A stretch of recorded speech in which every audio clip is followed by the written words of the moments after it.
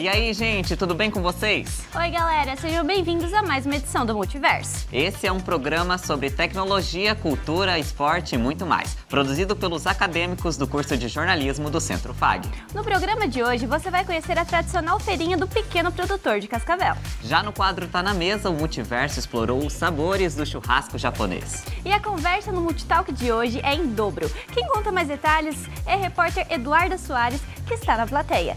E aí, Eduarda, conta pra gente. Olá, pessoal. Hoje vamos receber a diretora da APAI de Cascavel, Wagner Sutana, e a mãe de uma criança típica, Beatriz de Moura, para bater um papo especial sobre a relevância das escolas especializadas. É com você, Lucas. Além disso, hoje no Replay você vai conhecer o esporte queridinho do momento, o beach tênis. E para fechar, no Flash Cultural, a história por trás do chimarrão. Viu só? O programa de hoje tá imperdível. Então se prepara, porque tá começando o Multiverso.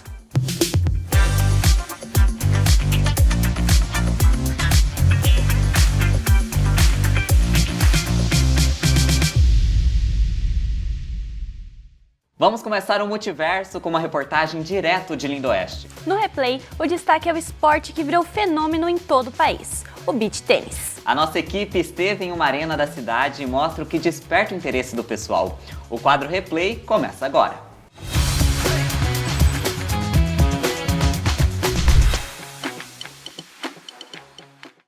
Ele nasceu nas praias da Itália e conquistou o Brasil.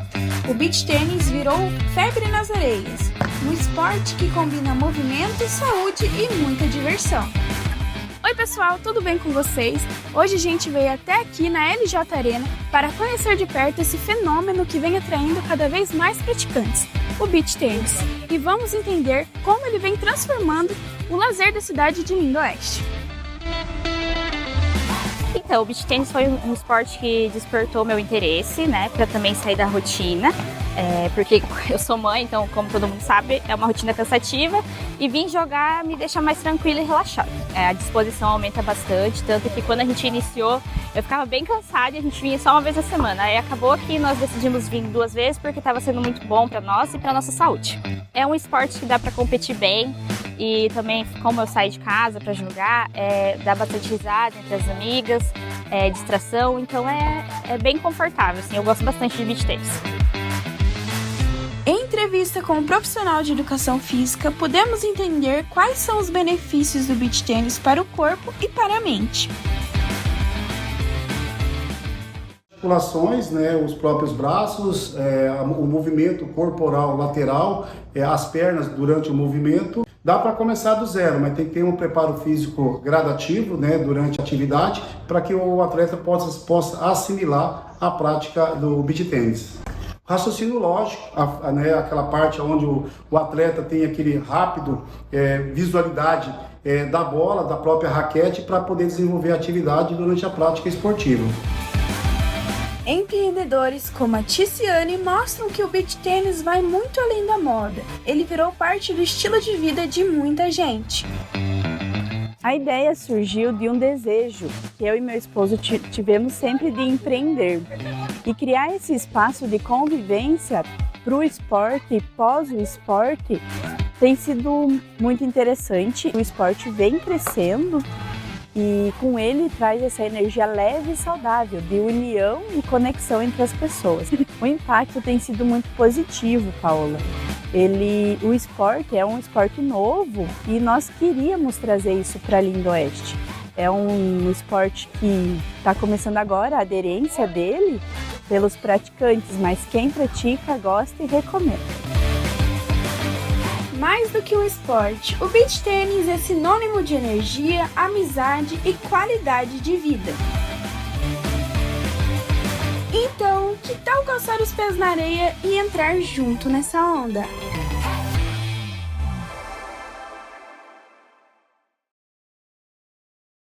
Nada melhor do que sentir os pés na areia, né, Valéria? É verdade, Lucas. Essa sensação me lembra até das férias do litoral. Agora, indo para o Tá na Mesa, a repórter Camila Hermes foi explorar os sabores do churrasco japonês. E o quadro mais saboroso do Multiverso só está começando.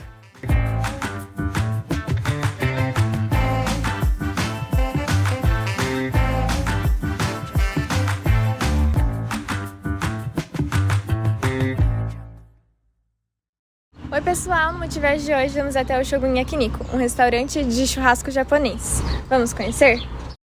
O Shogun Yakiniku é um restaurante de churrasco japonês localizado no centro de Cascavel e é o primeiro restaurante desse tipo na cidade.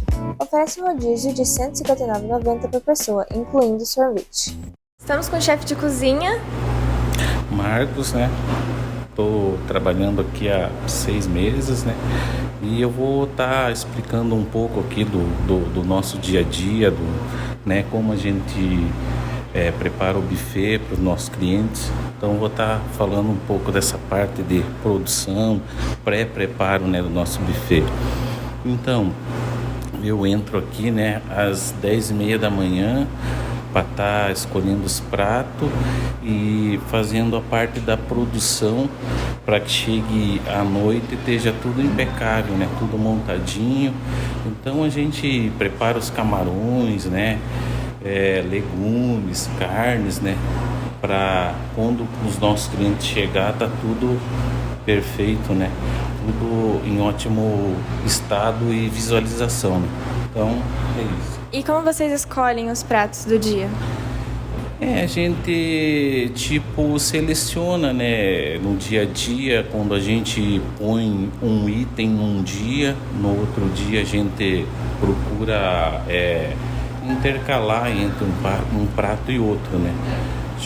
A gente um dia põe um prato chinês, outro dia coreano, japonês, então é toda uma cultura asiática mesmo, sabe? Dessas escolhas, né? Então a gente sempre está procurando variar bastante, né? Para não ficar muito igual, sabe? Todos os dias. Para que nosso cliente esteja uma experiência todo dia nova, né? Que saiam daqui satisfeitos. Estamos com a proprietária que vai contar sobre como surgiu a ideia do restaurante. Tudo bem, eu me chamo Marina. A princípio, eu e meu esposo, a gente já tinha um restaurante aqui na esquina de comida japonesa. A gente trabalhava com à la carte. Nas nossas viagens, a gente conheceu um yakiniku e a gente achou a ideia muito legal. Então, a gente pensou, por que não trazer para Cascavel, né? Cascavel merece essa novidade. Porque aqui a gente sabe, né? A gente tem tudo muito tradicional, restaurante de comida japonesa com rodízio de sushi apenas. E o rodízio de churrasco japonês era, assim, algo muito diferente. Resolvemos trazer para Cascavel. Essa ideia, entre a ideia e a execução, demorou mais ou menos 1 ano. A gente escolheu aqui o local, que é próximo da outra unidade que a gente tem, justamente pela logística, a gente consegue ficar próximo dos dois. Então a gente começou no processo de elaboração de projeto, orçamento com construtora, mas as mesas em si foi um desafio muito grande, porque não é qualquer pessoa que faz, não é uma simples churrasqueira. A gente precisa de um projeto muito bem executado, porque as grelhas não podem esquentar na borda, podem ocasionar queimaduras caso elas não tenham esse sistema de resfriamento. A gente precisava de um sistema de exaustão também muito bem elaborado para que não ficasse cheiro no local. Esse é o intuito do yakiniku. Então a gente buscou todos os fornecedores da melhor qualidade para a gente trazer o yakiniku para Cascavel. E o que é o yakiniku? O yakiniku, como o nome já diz, é churrasco japonês. Yaki é de grelhado, né? E niku de carne. Então, juntando os dois, se torna carne grelhada, né? O churrasco japonês, ele foi difundido da Coreia para o Japão, onde os coreanos levaram, só que é um pouquinho diferente lá na Coreia. Eles têm a carne um pouco mais grossa, onde é cortada com tesoura. Aqui os japoneses, né, lá no Japão, eles cortavam a carne mais fina, justamente para não precisar usar nenhum instrumento que corte a carne. E você leva para sua grelha na mesa, tanto a carne quanto os legumes, come com o gohan, come com os molhos que estão disponíveis na mesa. Você pode temperar do seu jeito, você pode fazer do seu jeito. No buffet a gente tem pratos quentes, variadíssimos, shimeji na manteiga, o yakisoba, yakimeshi, temos camarão empanado, temos harumaki, temos vários tipos de pratos quentes, assim, para atender uma gama gigantesca de clientes. E as carnes, nós temos também muitas carnes diferentes, assim, que o pessoal não está acostumado, às vezes, comer no dia a dia. Eu, particularmente, adoro as carnes mais marmorizadas, e a gente tem aqui. Temos também uma variedade de sushis e incluso também a máquina de sorvete à vontade. Então você pode vir comer o que tiver no buffet à vontade, que vai estar tudo incluso. O restaurante serve pratos típicos japoneses e oferece uma variedade de opções para atender os mais diversos paladares. Além disso, o Shogun Yakiniku também é conhecido pela sua atmosfera aconchegante e agradável.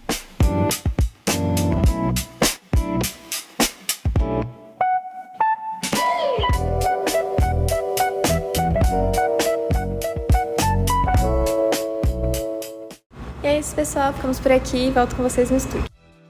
E chegou a hora do Multitalk.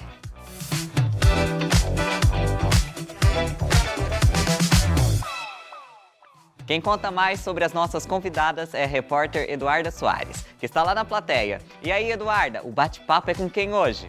Oi, Lucas. Estamos recebendo aqui no Multiverso a diretora da API de Cascavel, Wagner Sutana, e a mãe de uma criança típica, Beatriz de Moura, para uma conversa sobre a importância das escolas especializadas. A Valéria já está no estúdio com elas. É com você, Valéria. É isso mesmo, Eduarda. Estou aqui com a Beatriz e com a Wagner. É um prazer ter vocês duas aqui, que são peças importantíssimas para a comunidade atípica.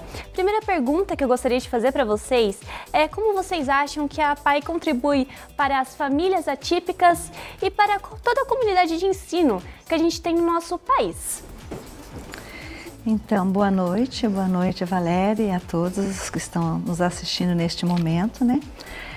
As escolas especializadas, elas existem porque é necessário atender de forma diferente as pessoas, podemos dizer, com deficiência intelectual, né, e múltiplas deficiências.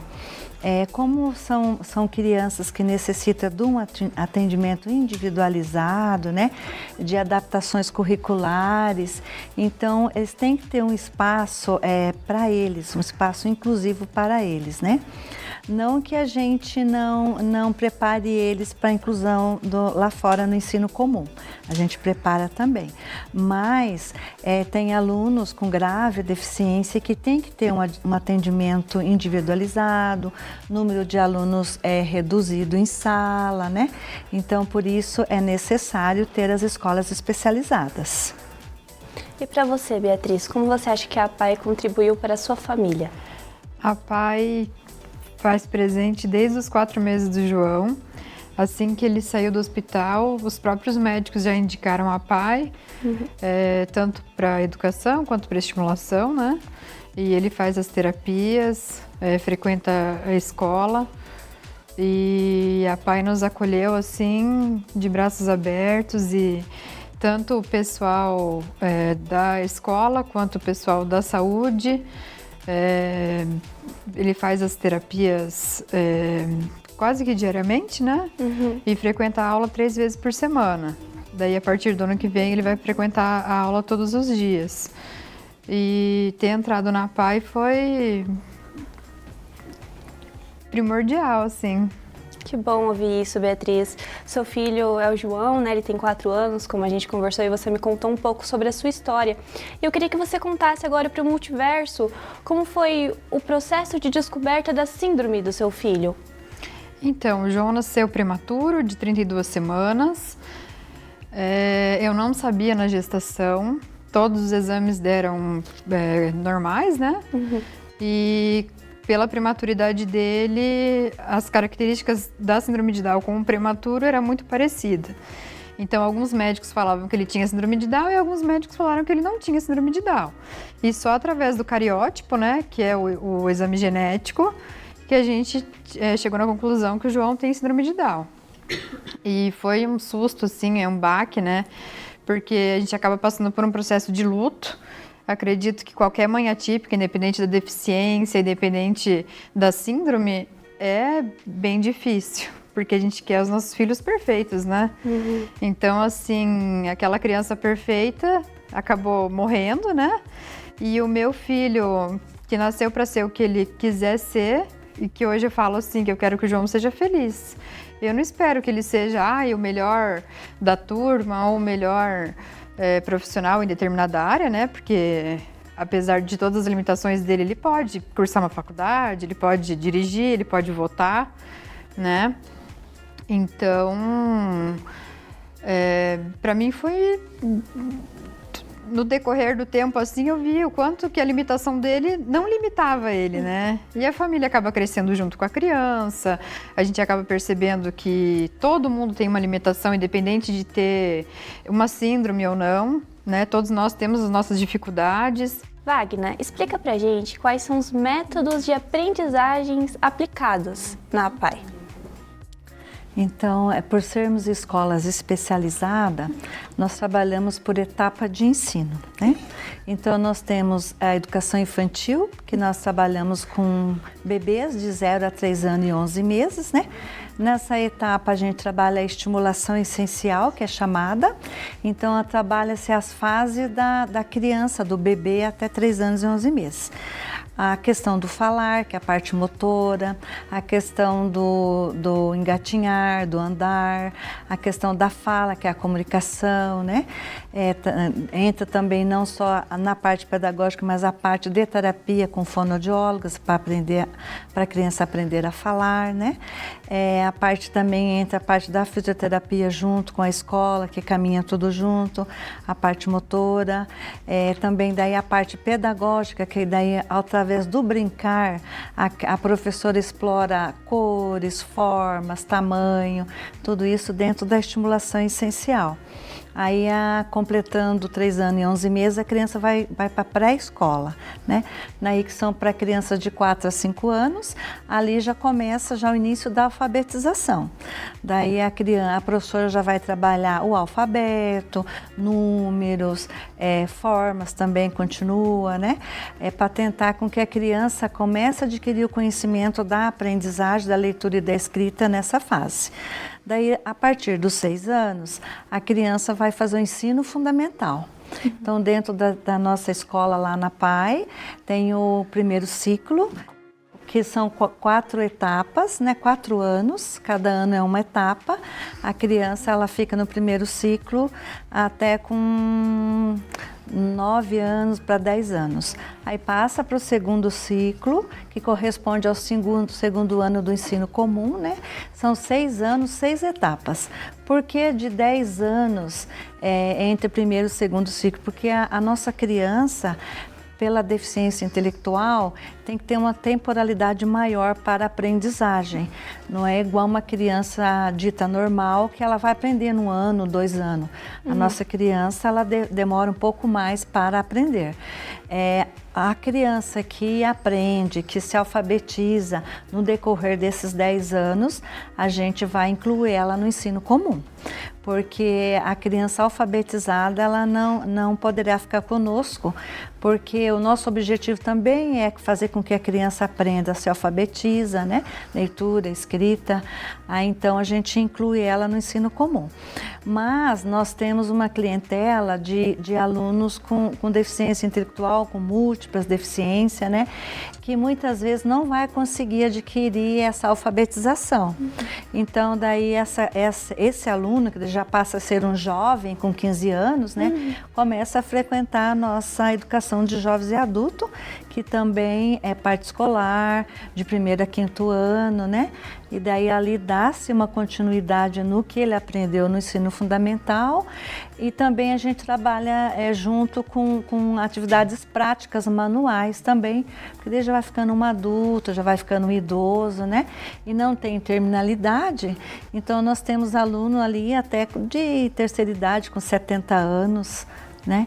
Então a escola, ela o objetivo principal é tentar alfabetizar, é tentar trabalhar com ele atividades da vida diária, se ele não consegue se alfabetizar, para ele ter uma autonomia de andar numa lotação sozinha, para ele ter uma autonomia de, às vezes, em casa fazer uma atividade de casa, até uma alimentação sozinho, tomar banho sozinho, se vestir sozinho, se alimentar.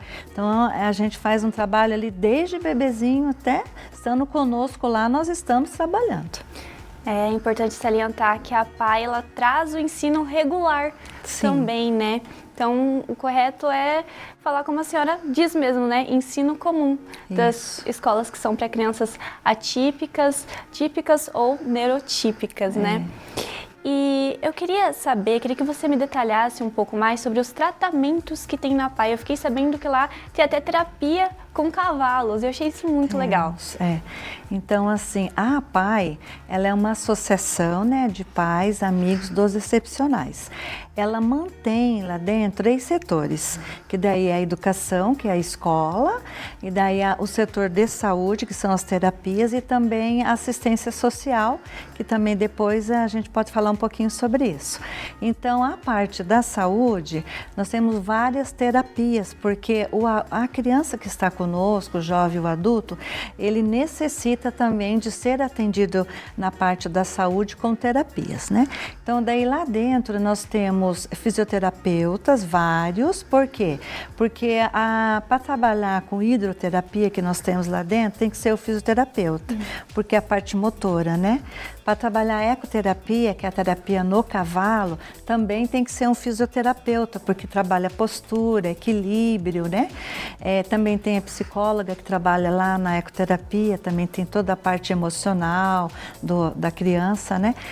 E daí a gente tem a fonoaudióloga, tem também lá mais que uma, porque precisa trabalhar a linguagem desse aluno, né? A maioria dos nossos alunos não tem a linguagem, então precisa trabalhar essa parte também.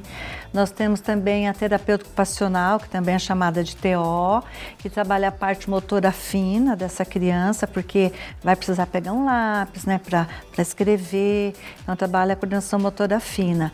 Tem também as psicólogas, que trabalham a parte emocional, né, tanto da criança como também a orientação para a família. Tem também nós temos neuropediatra que atende lá, que é a questão da saúde, medicamento, né? Temos também duas profissionais da odontologia, que também trabalham a parte da higiene, de uma manutenção, né, bucal que necessita. Elas trabalham direcionadas em sala de aula com escovação, ensinando os alunos a fazer a parte de higiene, né, de escovação. É um trabalho bem bacana que elas prestam esse serviço lá dentro, né?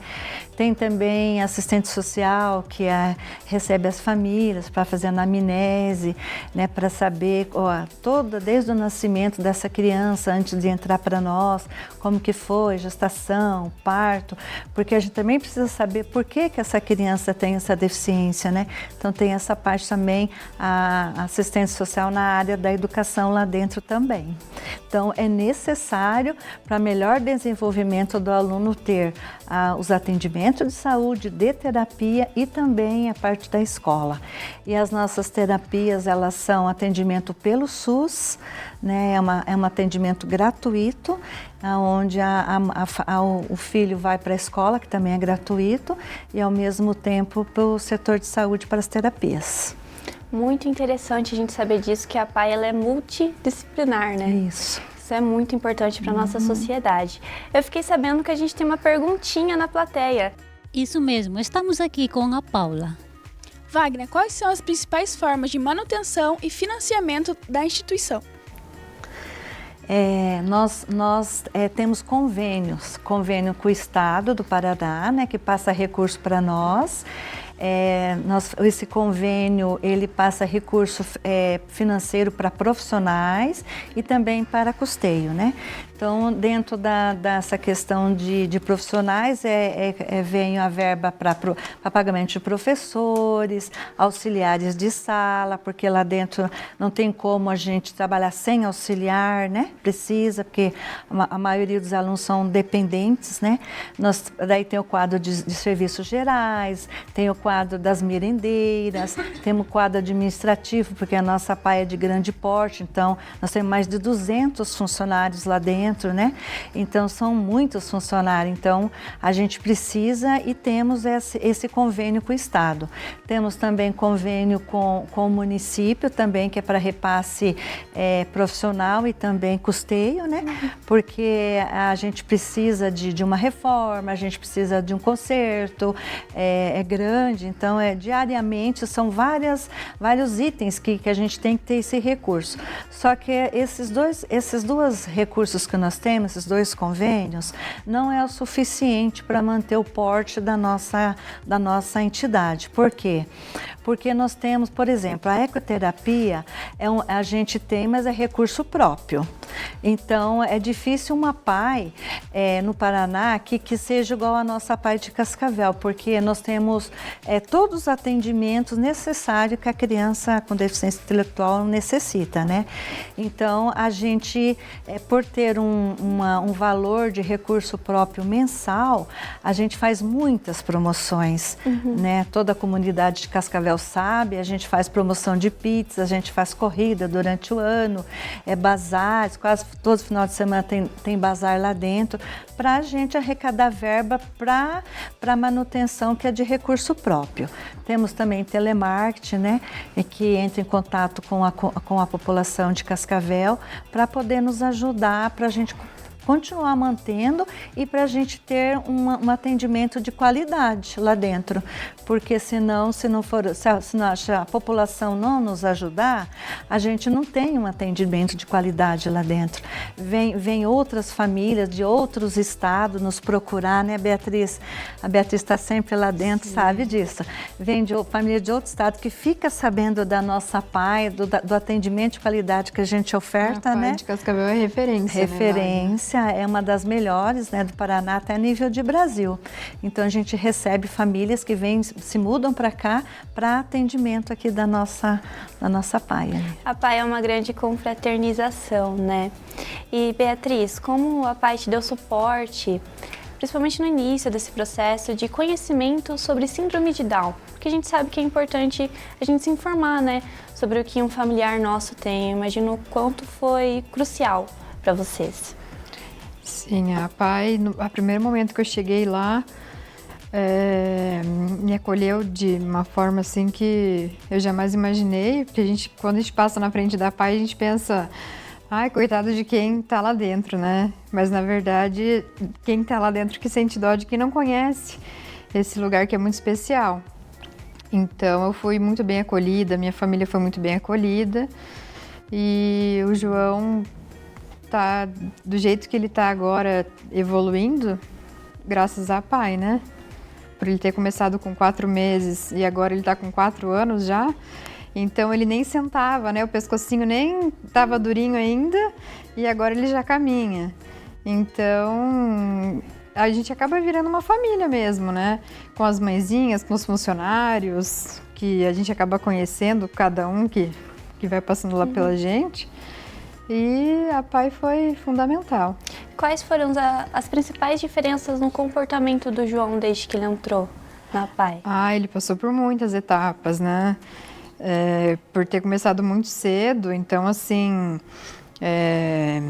até conhecer a prof, até se apegar, né? Todo mundo se conhecer assim, ele era um pouquinho nervoso, daí a professora acabou falando para buscar um neuro, né, para poder tomar um remedinho, para poder ficar mais calmo, para poder acompanhar a aulinha. Então, foram muitas etapas que hoje faz ele gostar muito de estar lá. E como é que é esse vínculo, essa socialização que as crianças têm umas com as outras e que vocês, as famílias também, têm um com o outro? Como é que é? Vocês têm grupos de mães, vocês se organizam fora da PAI? Dentro da PAI mesmo tem um grupo, o Projeto das Mães, né? Que é muito gostoso de estar lá porque tem as mesmas experiências, apesar de ser síndromes diferentes, de ser, às vezes é um autista, às vezes ser uma criança com síndrome de Down, as idades serem diferentes. Mas esse vínculo que a gente tem, assim, de poder conversar, de trocar experiência, de saber da luta de cada mãe ali dentro e conseguir se conectar, porque é muito diferente de você conversar com uma mãe típica, né? E uma mãe atípica, porque a gente sabe, meu filho já tá andando e tem 1 ano. O meu tem 4 e ainda não tava andando. Então, assim, você fala, o teu andou com quanto? O meu andou com 3, o meu andou com 1, mas o teu vai andar, cada um tem o seu tempinho. Então, assim, ter esse grupo de mães é muito importante para as próprias famílias ali, né? As mães se acolherem. Beatriz, agora a gente vai para a plateia porque tem alguém querendo fazer uma perguntinha para você. Beatriz, como é a sua rotina sendo mãe de uma criança atípica, lidando com a vida pessoal e com os tratamentos? Bom, a minha vida, a partir do momento que o João nasceu, mudou completamente. Eu sou advogada e eu acabei praticamente largando tudo para poder estar sempre com ele, né? São tratamentos praticamente todos os dias, né? Ele tem fisioterapia, ele tem fono, ele tem ecoterapia, além da escola. Então, assim, a minha rotina é a rotina dele. Então, eu tive que me readaptar e, graças a Deus, eu tenho a minha mãe, né, para poder me ajudar com ele também. E a minha rotina é essa, é viver para ele, para o bem-estar dele, principalmente nessa primeira infância, né? Enquanto ele depende muito de mim para tudo, né? Então, ele agora que começou a andar, ele ainda não fala, ele ainda usa fralda. Então, lógico que mais pra frente eu acredito que ele vai conseguir se desenvolver, né? E vai conseguir viver a vidinha dele, mas nessa primeira infância eu realmente precisei abdicar de tudo. A minha vida é pra ele. E como é que foi pra você deixar sua carreira por conta disso? É difícil, né? Mas eu acho assim que eu não escolhi estar nessa situação, mas ele me escolheu para ser a mãe dele. Então, eu acredito que Deus capacita a gente. E graças a Deus eu tenho a Pai por trás para dar essa ajuda, né? Psicológica, a gente está lá com as famílias, a gente está lá sabendo que a gente vai ter alguém para correr, né? Uhum. E como eu falei, eu tenho a minha mãe também para me ajudar, né? Porque tem muita mãe lá que às vezes vem de outro país mesmo para poder estar lá com o filho. Então, assim, são situações muito difíceis, né? Mas eu abri mão de tudo e é essa vida que é um dia de cada vez, né? Então, eu não sei se daqui 1 ano, 2 anos eu posso retornar para minha profissão e deixar ele mais tempo fazendo outras atividades, mas hoje em dia é tudo para ele. E a gente tá torcendo por vocês, tá? Obrigada. Wagner, eu queria saber o que despertou sua vontade de se especializar em educação especial. Então, eu iniciei minha carreira no ensino comum, né? Eu falo ensino comum porque também a pronúncia é ensino regular, mas isso não quer dizer que a PAI é irregular. Então, por isso que eu falo ensino comum. Então, eu iniciei minha carreira, né, trabalhando com educação infantil, né, ensino comum. E a minha irmã, ela se formou em fonoaudiologia e ela foi atender na PAI. Não aqui, na cidade que eu morava, né? Uhum. E ela amava estar na PAI como fonoaudióloga, né? E ela falava, você precisa trabalhar na PAI, porque você vai amar, você vai gostar muito. E eu falava, não, mas eu não tenho perfil, eu era alfabetizadora na época, né? Trabalhava com alfabetização. E daí até que um dia eu fui conhecer a PAI e daí, nossa, quando eu entrei, assim é com as pessoas quando vão visitar a PAI, né? Se surpreende e a gente vê de uma forma, nossa, eles precisam da gente, né? Então foi onde que eu continuei trabalhando no ensino comum e trabalhei meio período na PAI. Daí, nossa, daí a gente se apaixona, a gente ama. Eu comecei a trabalhar com bebês, era estimulação essencial. Nossa, acho que é a parte mais gostosa, assim, é trabalhar com os bebês, síndrome de Down, paralisia cerebral, né? E a gente se encanta, a gente ama mesmo. E depois, passou algum tempo, eu já deixei de trabalhar no ensino comum e passei a trabalhar só na PAI, né? E hoje já tenho 25 anos só trabalhando em APAI. Né? Trabalhei em sala de aula, trabalhei como coordenadora, agora como na direção, né, da PAI, que já tem 12 anos, já que eu estou como diretora. E estamos lá até se aposentar, porque lá a gente gosta tanto que a gente não quer sair de lá.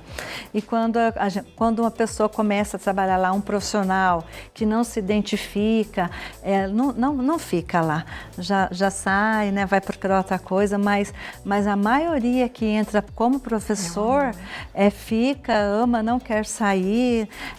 Nós temos profissionais lá dentro que estão aposentados, mas estão trabalhando ainda. Eu também já tenho tempo de trabalho, já poderia também já me aposentar, mas eu ainda quero contribuir mais, porque eu ainda acho que eu tenho ainda algum tempo para contribuir, né? E por amar o que a gente faz, por gostar, por aceitação e porque eles precisam de nós. O mais importante é o amor, né? Na profissão. E quais são as dificuldades que a PAI já enfrentou e enfrenta nos dias atuais?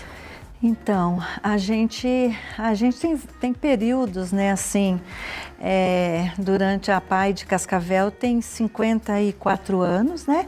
E eu já tenho 23 anos que eu estou ali, então a gente teve altos, né, altos e baixos também, porque a gente sozinhos, a gente não consegue manter tudo aquilo, né? Então, assim, a maior dificuldade da PAI hoje é a questão verba mesmo, né? Porque a gente quer manter o ensino de qualidade, então a gente precisa de materiais adequados, a gente precisa de tecnologias também, né, aparelhos, para a gente estar seguindo o que vem agora de novidade. Nós também não podemos ficar para trás, né? A gente trabalha com tablets, com comunicação alternativa lá dentro, com TV, telas de toque, com multimídia. Então a gente precisa de recurso para a gente poder também estar trabalhando com eles, né? E não só ficar ali em materiais antigos, a gente tem que seguir o que hoje tem de sistema, né? Então a gente procura fazer essas promoções para adquirir. A gente precisa capacitação também, porque sempre tem novidade dentro da área pedagógica, capacitação de conhecimento para os professores na prática, né? Então ali precisa muita coisa. Ali na PAI também nossa dificuldade, por exemplo, é a alimentação que a gente serve ali dentro da PAI. Nós servimos alimentação de manhã, alimentação reforçada, porque a maioria dos nossos alunos são carentes, eles já chegam, né, às vezes sem tomar um café da manhã, então a gente sempre precisa ofertar ali um lanchinho antes do lanche, do horário do lanche, né? Então a gente é um custo alto também lá dentro, que a gente precisa de recurso para isso, né? Então são várias coisas, reformas, né, também que lá a gente precisa, a construção, né? Às vezes também a gente precisa construir, precisa trocar um telhado, fazer uma manutenção. Então tem várias necessidades lá dentro, né? E a gente depende tanto da parte pública como também da população para manter. Como é que o serviço social ajuda dando suporte às famílias, principalmente as que estão em estado de vulnerabilidade social? Então, nós temos lá as assistentes sociais, né? Tem uma das assistentes sociais que trabalha com o projeto de inclusão social, que é com as famílias, direcionado às famílias, né? Elas têm um espaço só para elas, né? Então, ali é proporcionado, às vezes, um curso, né, Beatriz? Beatriz frequenta lá. Eu adoro, o espaço lá, eles têm uma cozinha experimental, eles têm um salãozinho pequeno de salão de beleza, que já veio vários cursos. Tem sala de artesanato, de costura, que veio cursos para as mães também. E a assistência social também traz a parte psicológica de profissionais na área para trabalhar com palestra com elas, né?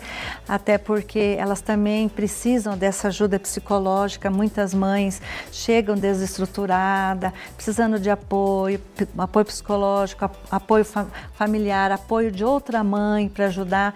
Essa questão de vulnerabilidade também tem bastante mães.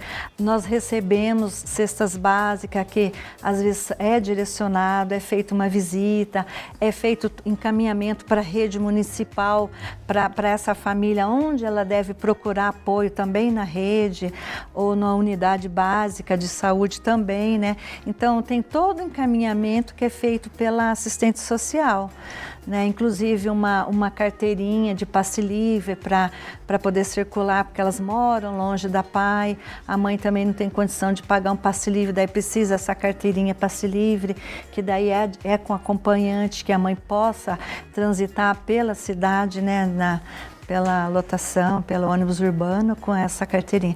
Então tem todo o apoio necessário lá dentro de encaminhamento, tem três assistentes social lá, tem um psicólogo também que trabalha no setor da assistência social também. Muito legal saber disso, é uma via de mão dupla, né? A PAI recebe, mas ela também fornece muita coisa. Vamos para a plateia que tem mais uma pergunta para as duas dessa vez.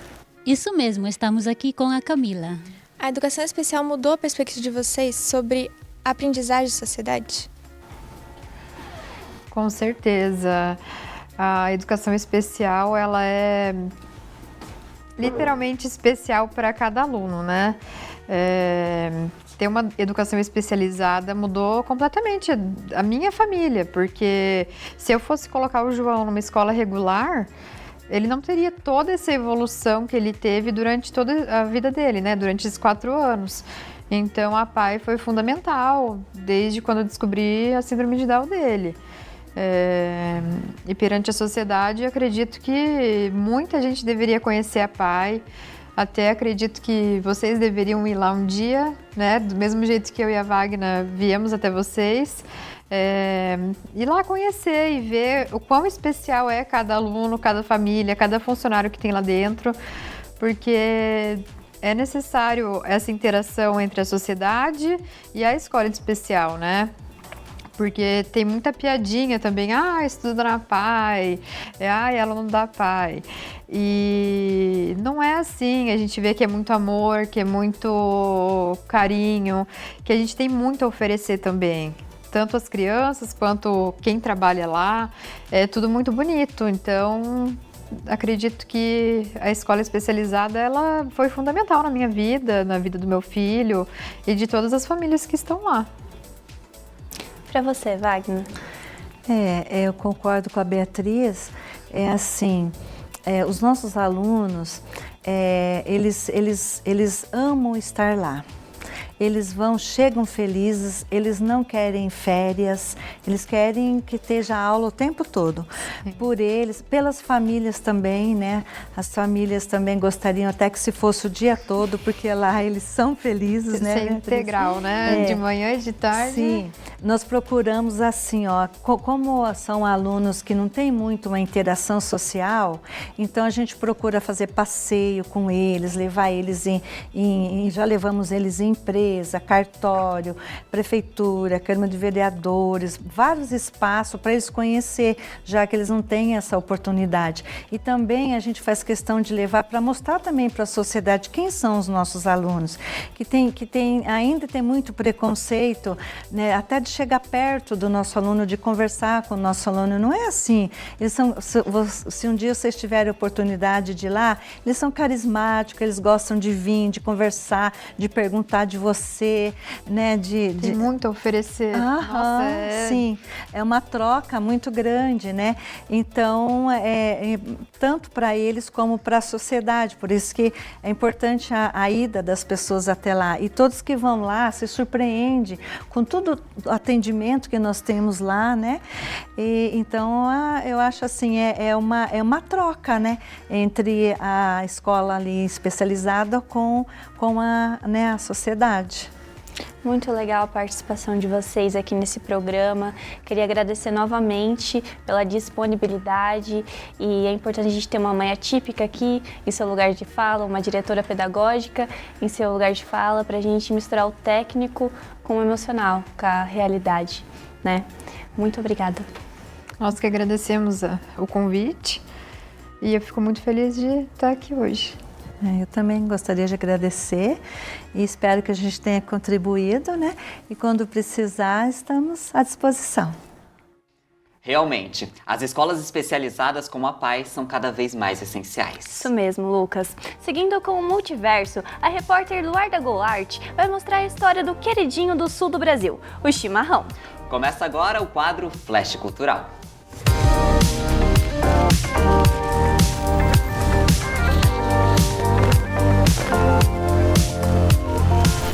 Hoje a gente vai aprender um pouquinho sobre tomar chimarrão.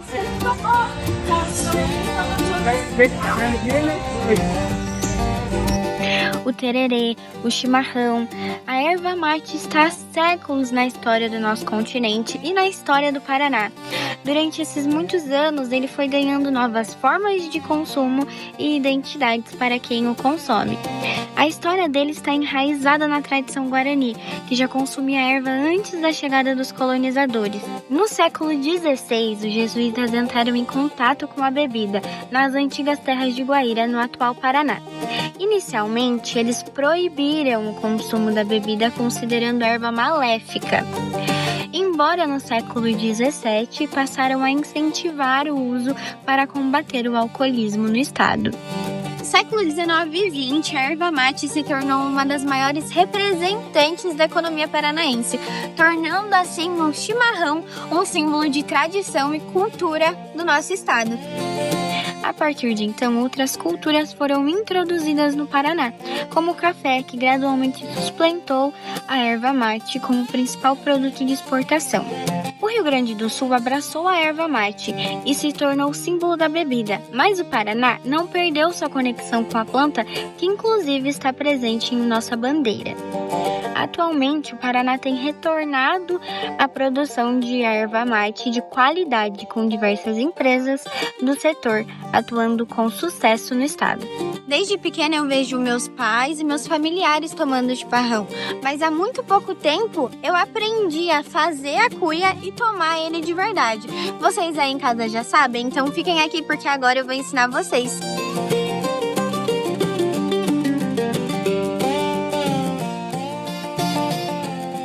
Hoje eu vou apresentar para vocês uma cebadora. Vocês sabem o que é uma cebadora ou um cebador muito conhecido? Na língua gaúcha, né? No gauchês aqui no nosso Paraná, a gente tem o cebador como quem prepara o mate, quem faz a cuia, e é o encarregado de preparar a cuia, tomar o primeiro chimarrão para ver se tá tudo em ordem. Não sabia desse nome, não sabia desse nome. Então eu sou uma cebadora recente, tá, galera? Então vamos com calma aí. Jocely, como que prepara um mate? Você consegue ensinar pra gente? Vou tentar. Porque assim, eu sempre vi, né, mãe, vó, preparando, mas a gente só olha, só observa. E quando você é mais nova, você tem aquele paladar assim um pouquinho mais restrito, né? Você não gosta tanto do sabor amarguinho do chimarrão. Hoje eu aprendi a gostar. Então hoje eu aprendi a gostar e tive que aprender a fazer o meu próprio chimarrão. Eu não sei fazer como a minha mãe, que eu acho que deve ter até um nome específico, que é aquele que faz pela metadinha, assim. Eu sei fazer aquele mais fechadinho, então o nome vocês vão ter que me dizer, tá? Basicamente, a gente coloca a água para esquentar, né? Enquanto a gente vai mexer aqui com a nossa cuia. Tia Jo, e uma dúvida que todo mundo de casa, né? O povo jovem tem a água precisa estar quente, fervendo, morna, fria? Não, ela precisa, pra gente, pelo menos eu faço assim, né? Pra eu começar a fazer, eu faço ela de fria pra morna. E aí tem quem gosta daquele chimarrão pelando, mas você nunca deixa a água ferver. A água de chimarrão não ferve, tipo água de café, ela não ferve. Se ferver, você tem que esperar ela dar uma refrescadinha assim pra você conseguir tomar, porque senão você cozinha a erva. Então ela tem que ser, pra você fazer o chimarrão, ela tem que estar de fria pra morna, e pra você tomar o chimarrão de morna pra quente. Nunca fervendo pelando, tá? Meu jeito de fazer, minha base, a erva mate, e hoje a gente tem uma variedade gigantesca aí de erva, né? Tem uma delas que já vem com especiarias, que já vem com chá, com várias coisinhas dentro. A nossa é a tradicional mesmo, a erva mate. Então eu vou colocar aqui a nossa cuia, 2 colheres bem cheias da nossa erva mate. Já coloco a nossa bomba. Esse aqui é um segredinho da minha mãe, que na hora de colocar a água aqui você tampa, que é pra ela não entupir, que eles falam, né? Então a nossa água aqui, ela vai estar de fria para morna, porque ela começou a esquentar agora. Ó, se você quiser filmar aqui mais pertinho, tampadinho a bomba para não entrar ar. Eu vou colocar a água até um pouquinho para cima da nossa curvinha aqui, tá? Um pouquinho para cima da nossa curvinha. Coloquei e eu vou completar com a erva em cima. Dá a impressão de que vai dar tudo errado? Dá. Porque esse é o chimarrão invertido que eles falam. Porque geralmente você faz aquele que ele fica só a metadinha assim de erva e vai a bomba ali do ladinho, né? Então esse a gente vai tampar tudo ele aqui em cima, mas a água já tá lá dentro. Então eu vou tampar todo ele aqui. Esse aqui geralmente a gente vê a galera decorando, colocam os chaveirinhos. E você gosta dele decorado ou você gosta dele mais tradicional, como dizem? Na verdade, eu sou do tradicional, eu não sou muito das frescuras, não. Eu gosto das especiarias. Eu gosto de colocar um chazinho, um chá de laranja, uma erva doce. Eu gosto de colocar uma especiaria, mas a frescura é opcional mesmo, viu? Eu não sou muito... O meu é assim, é o basicão mesmo. Nas especiarias que você fala, você coloca o chazinho ferver junto com a água ou depois que ela tá fervida? Não, eu coloco na erva. Na erva? Na erva mesmo. Eu coloco um pouquinho ali, logo que eu coloquei as 2 primeiras colheres ali junto na água, coloco um pouquinho de chá, tampo. E aí aqui, ó, depois que a gente tampou, ele vai ficar todo fechadinho, né? Com a água lá embaixo. Todo fechadinho com a água lá embaixo. E aí, qual que é o detalhe? O detalhe é que geralmente eu faço com canudo. Mas hoje a gente tá sem canudo, então a gente vai improvisar com o cabo do garfo. Com um canudo, você vai tampar ali a pontinha do canudo e você vai fazer um furo nessa erva de cima, até chegar lá embaixo na água. Fez o furinho, voltou, arrumou. E aí você vai colocar a tua água que já tá de morna pra quente, ali no furinho, que é pra ele selar esse furinho. Nossa, eu achei bem mais prático desse jeito do que o outro. Foi assim que eu consegui aprender. Aquele de fazer quadradinho eu não consigo. E tá pronto o nosso chimarrão. Feito por uma... Como é meu nome? Cevadora. Iniciante, galera. Então prepara a sua cuia, esquenta a sua água e vamos tomar um mate juntas, porque a repórter já se perdeu. O programa já está chegando ao fim, mas antes tem um lugar mais do que especial para mostrar. Qual? Valéria, é um dos espaços mais tradicionais de Cascavel. A repórter Thaís foi até lá para nos mostrar tudo. E você descobre para onde ela foi agora no Insight.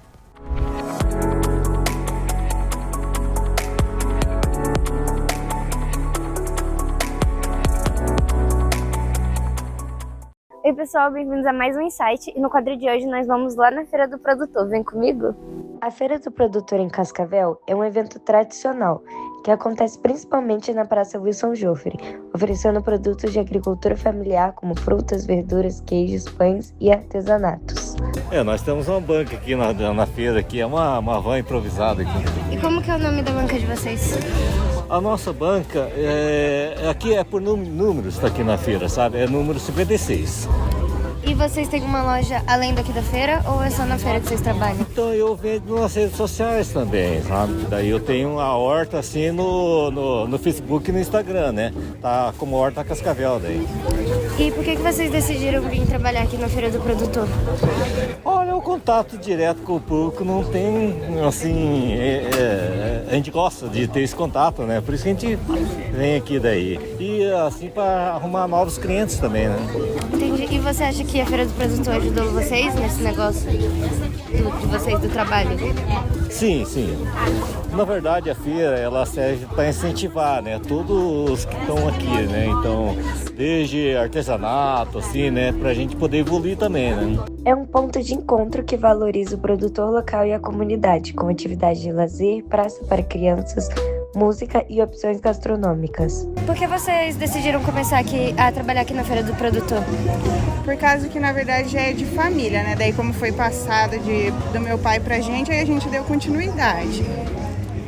Vocês têm uma loja física também ou vocês trabalham só aqui na feira? Somente aqui na feira. E por que tapioca nordestina? Tem alguma diferença das tapiocas, tipo... É porque na época que meu pai aprendeu foi com um nordestino, daí ele decidiu colocar tapioca nordestina. E tem algo de diferente no tempero, do jeito de fazer, ou... É bastante dedicação e amor, né? Que eu acho que isso faz toda a diferença. As feiras ocorrem em horários e dias específicos, incluindo opções durante a semana e aos finais de semana, com pagamentos aceitando Pix e cartão. E este foi o Insight de hoje. Espero que tenham gostado. Realmente é um lugar delicioso. E com as melhores comidas da cidade. Mas Valéria, infelizmente o nosso programa está chegando ao fim. Mas continue sempre nos acompanhando por aqui, na TV FAG, canal 20.2, no Instagram pelo @multiverso_FAG e ainda pelo YouTube, canal FAG. E não esqueça também de compartilhar, curtir e comentar. Até mais, pessoal! Tchau, tchau!